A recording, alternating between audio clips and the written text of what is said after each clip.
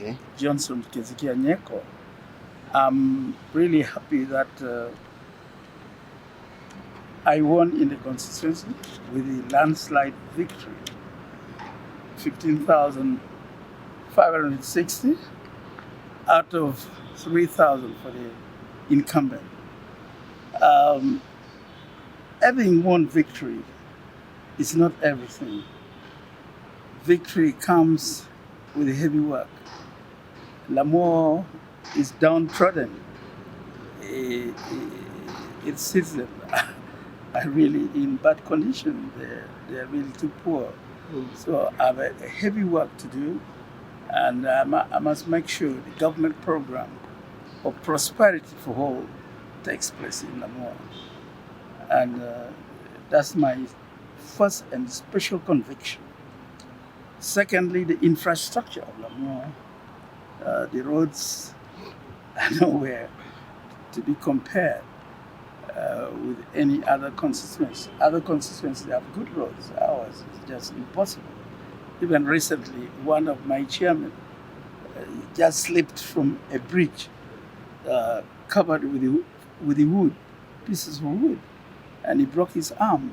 So. And I can even mention his name. It's called Mr. Bate Magoro.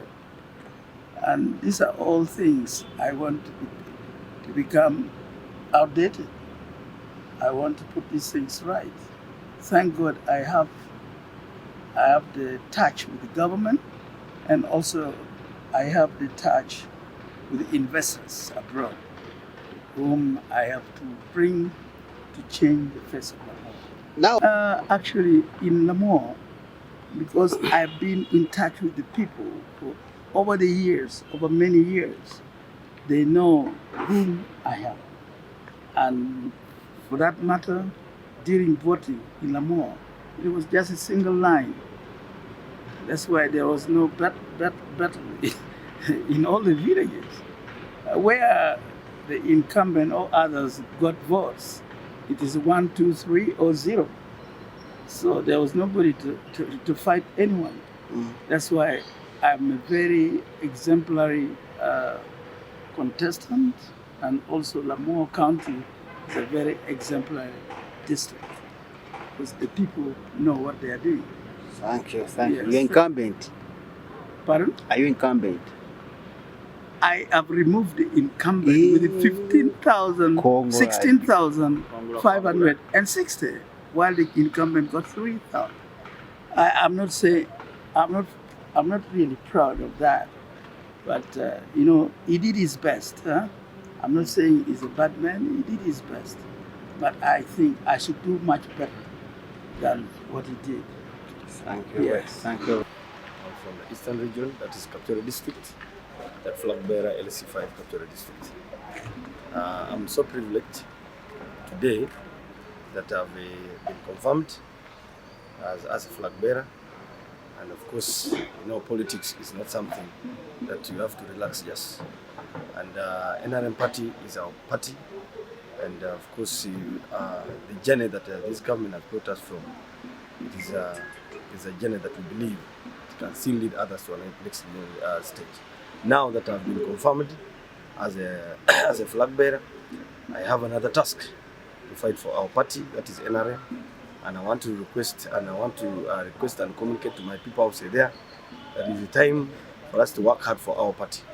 We support NRM, we support His Excellency, the President of the Republic of Uganda, and this is the message to the young generation that for this country to stand, we have to support our party, that is NRM. So I want to request each and everyone that politics is something that we should trust our leaders. Follow the manifestos. What do your leaders have? For example, you as a youth, don't just go and look for money. If a leader is coming to contest, or if you have a leader who is coming to contest. Amanya Judith Mwabina abaho akwatidde Makindye East omumuli mu pate yaffe ya NRM. Era olwaleero ekiwandiiko ekibadde kisembayo mu NRM kitubadde tulindiridde era nkifunye. Kati tulinda bulinzi olunaku luli oluddako nga tufunye ne stamp olunaku luli oluseberayo ddala oluddako olwa electoral commission tugendeyo tweyongere okuvuganya mu race nkyalimu kadde mpu yabagamba mu race navaamu naye mu race nkyalimu ate nga bannamakindye east bezze nga mbagamba ku luno programu yaffe ey'okwempoweringa households oba okukulaakulanya omuntu wa wansi n'omuntu wa bulijjo ekyagenda mu maaso neyanziza olw'obuwagizi neyanziza okuyimirira nange mu buli mbeera yonna yonna gye muyimiridde nange mukama katonda bampeera omukisa era tutayongera okutambula mu maaso okulaba flag yaffe eno 2026 egendera ddala mu parliament olwaleero nga bannamakindye east tufunye ne information book incumbent abaddeyo alekulidde era avuddemu kitegeeza kimu ffe tuba tufunye amaanyi balabye amaanyi ge tulina naye yagenza okwetunulamu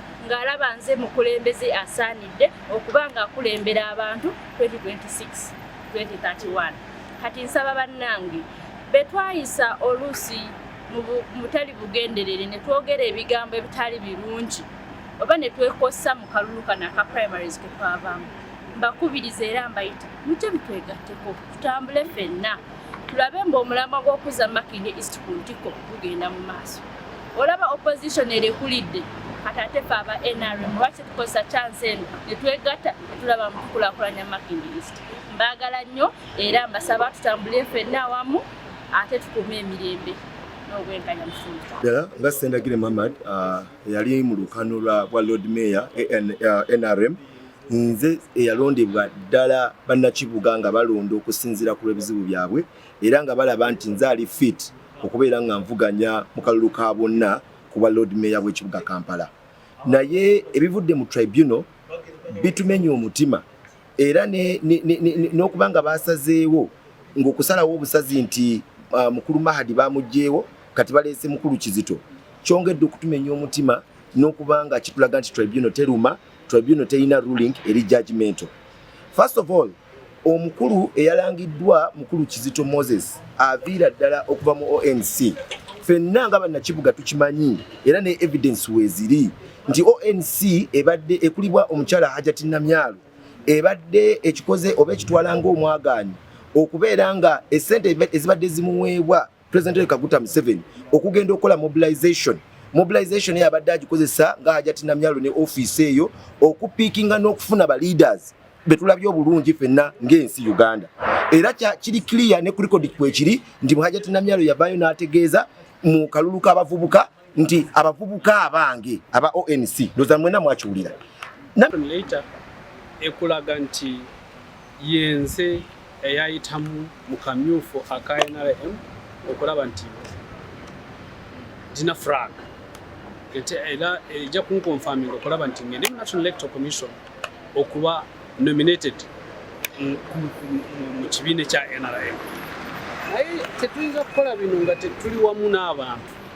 tulina okwogera olulimi olumu tutambulire mu booti emu tubeere bantu ba NRM ate singa twafunyemu ebizibu byonna wansi awo tusonyiwagane NRM party kyekibiina ekirungi ekiri ky'abantu bonna ate ekirala ffenna okulaba nti tutaddeko amaanyi ne tumobilizingira President Museveni n'ekibiina ng'omuntu kubanga bintu bingi bye tufunye ku ground naye kati twagala bingi era tunaabikola tutya nga tetuli wamu ndowooza tubeere wamu tugate amaanyi tusonyiwagane tubeere mu nnyumba emu eya NRM kubanga NRM esinga amaanyi owekitiibwa President Museveni atukoledde ebintu bingi era tumuyigako bingi omusajja mugumikirivu omusajja mukozi omusajja alina omutima ogw'okwagala omutima ogw'ekisa naffe nga abakulembeze tulina okumuyigako bingi era tubiteeke mu bantu baffe tubalage okwagala tubayigirize n'okusaasira obanga tosaasira nawe tebali kusaasira okusonyiwa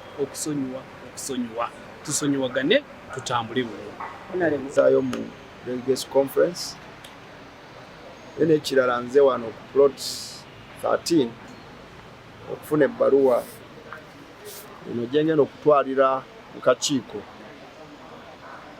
ak'ebyokulonda akajasi by'abakama akankakasa nti nze abatuuze b'ebutalejja be bawanzeeko eddusu kubeera nga bakwatira bendera eyakamyufu akenarem.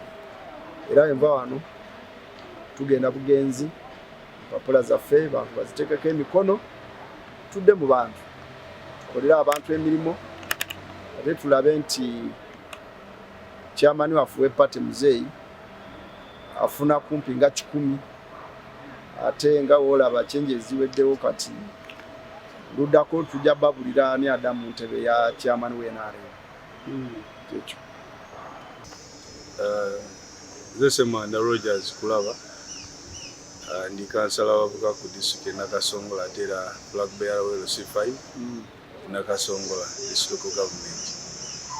Mukulu incumbent yateekayo petition erudde tubuzaabuza nga tetumanyi kikola ki kiddako naye ndi musanyufu nti leero NRM ekwasizza ebbaluwa enzikiriza ogenda okwesimbawo mu kalulu ka bonna. Njagala osuubiza Abannayuganda okusinga ddala abantu b'e Nakasongola nti propaganda abaddewo engambe tasobola kugenda era flag abagenda gimuwa bbaluwa ngifunye leero era mbasuubiza nti olunaku lw'enkya bagenda tunominatinga ngenda kati